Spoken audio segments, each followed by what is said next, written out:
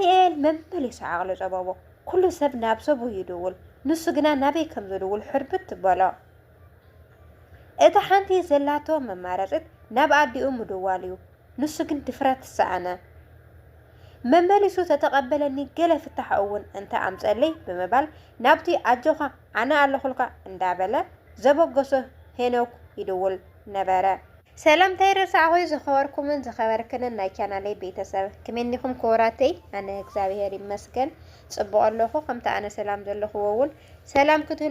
ክትህልዋ ናይ ወትር ትምኒቴና ናይ ወትር ጸሎተይና ኮራተይ ናይ ዛ ቻናለይ ሓደሽቲ ዝኾንኩም ሰብስክራይብ ብምግባር ቤተሰብ ኩኑ ቤተሰብ ዝኾንኩም ድማ ሼር ላይክ ኮሜንት ላግበርኩም ከምቲ ናይ ኩሉ ግዜ ምብረታሁም አይፈለየን ላልኩ እንዲሁም በአማርኛ እመተከታተሉኝ ውድና የተከበራችሁ የቻናሌ ቤተሰብ እንኳን ደህና መጣችሁ ወደ ቻናሌ እያልኩ አዳዲስ የሆናችሁ እንደተለመደ ሰብስክራይብ በማድረግ ቤተሰብ ሆኖ ቤተሰብ የሆናችሁ ደግሞ ላይክ ኮሜንት ላይ ያደረጋችሁ አበረታቱኝ እላችኋለሁና ቤተሰብ ደግሞ አንተ ሐቀኛ ዛንታ ናይ ሳምራዊት 10 ክፋል ሄዘልኩም መጽለኩም ማለት ይኮራቴ እና ላይክ ላወገርኩም ጀምሮ ለአኻብለኩም ዳንኤል ደውል መስተባለ እቲ ሓደ ክድውለሉ ዝኽእል እቲ ካብ አዲስ አበባ ዘበገሰ ወድይ ነይሩ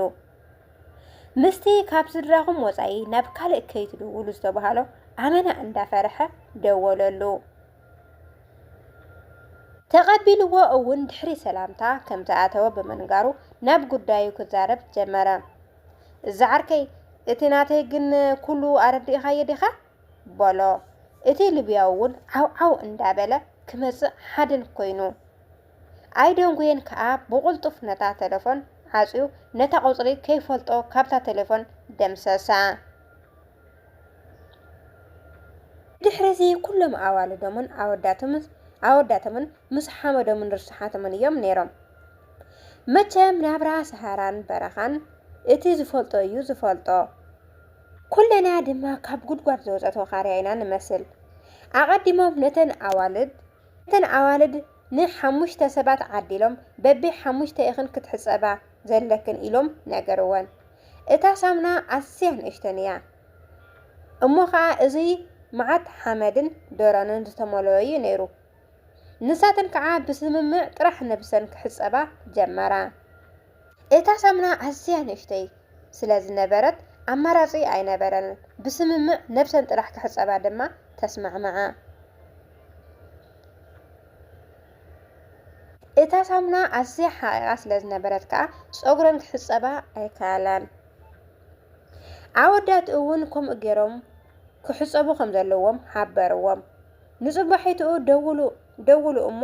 ገንዘብኩም ኣይትንገሩ በሎም እቲ ሊብያዊ ናብተን ኣዋልድ ኣቀዲሞ በመኻድ ሕጂ ሞባይልክን ከተምጽኣ ኢኽን ደውላ $8500 ከም ዘውረድኩን ድማ ንገሮም በለን ንሰን ግን ተስማዕምዑንኦ ዝመጻ $6500 እዩ ነይሩ ኩለን ከዓ ነቲ ዝትርጉመለን ዝነበረ ንሕና በዚ ኣይተስማዕማዕናን በልኦ ንሳተን ከዓ ናብቲ ደላሊ ኣራኽበና ብኸምዚ ኣይተስማዕማዕናን ብምባል ድማ ንገሮ ብኸምዚ ግን ክንከፍል ኣይንኽእልን በልኦ ንሱ ግን ሱቕ በላ ከምኡ ኣይትበላ ከማን ደላሊኽን ክድውለልክን እዩ ንዕኡ ከዓ ንገርኦ በለን ንሱ ከዓ ሓዲውዎን ይኸይስ ስለዝነበረ ከዓ ሓንቲ ካብኣተን ሓወይ ሳምና ሃበና በሎ ጸጉርና ኣይተሓጸብናን ምስ ሓመድናን ዶሮንን ኢና ዘለና በለቶ ዋላ ደኣ ይንገርኦ እምበር እዝኒ ኣይሃበንን ገዲፍዎን ናብቶም ኣወዳት እዩ ኸይዱ ናብቶም ኣወዳት ምስ ከደ ልክዕ ከምተን ኣዋልድ ዝበለ ብምፍርራሕ ዝተሓወሶ $8500 ክኸፍሉ ከም ዘለዎም ነገሮም ዳንኤል ካብኦም ፈልዩ ዝኾነ ነገር ክብሎ ተጸበየ ንሱ ግን ምስኦም ከምኦምን ክኸፍሉ ከም ዘለዎ ነገሮ ዳንኤል ኣዝዩ ተጨነቐ ተስፋ እቲ ካብ አዲስ አበባ ዘበገሶ እዩ ነይሩ ንዑ አሚኑ ስለዝመጸ ቀልጢፉ ክዛረቦ አለኒ ብምባል ግን ነቲ ቴሌፎን ዘደዋውሎ ዝነበረ ክድውሎ ቴሌፎን ሓተቶ ዳንኤል ደውል ግን ዘልዕሎ አይረኸበን ጭንቀቱ ኣዝዩ እንዳወሰኸ ይኸይድ تليفون وانو دحري مملاسو كا اب حدا صقعي كوف يلو هنوك نمنتاي كل نغيركاني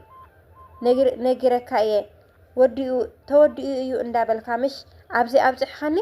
አብ ያለው ዳዝ ተወደ እዚ ሁሉ ጸገማቲ እንዳፈለጥካስ ብምባል ተጨነቀ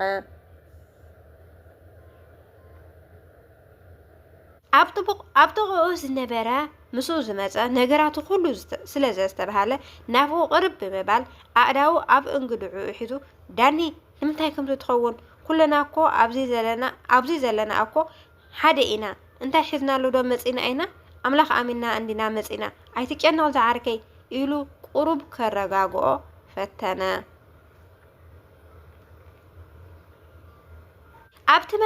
ኣብቲ መኽዘን ሰሙኖም ገይሮም ጥሜትን ማይ ጻሚእን